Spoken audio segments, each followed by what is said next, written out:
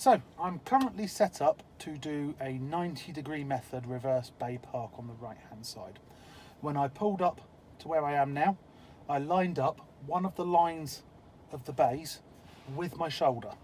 So I positioned so that the line was lined up with my shoulder. What I'm now going to do is apply full lock steering to the right and reverse the vehicle slowly backwards, maintaining good and consistent observations throughout. The car does have a reversing camera. I am allowed to use that, but as well as using the rear window and the mirrors and checking blind spots, I can't use it instead of. Okay, so I'm in position. There's people around, so I'm going to signal to say what I'm going to do and select reverse. I'm going to apply full lock steering as the vehicle starts to move backwards, and I'm checking all around. Okay. Keeping nice slow speed here, and remembering to regularly check through the rear window because that's the direction the vehicle's going in.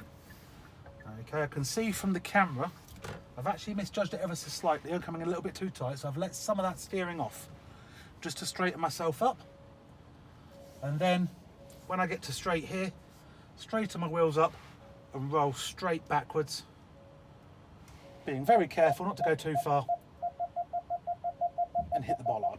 Once I know I'm in the bay, and I can tell this because if I draw a mental line running across the front of all the bays, that line should disappear into the car further ahead than the wing mirrors. Then I know that the car is inside the bays. I've put it in park, I've applied the handbrake, I can take my feet off the pedals and await further instruction from the examiner.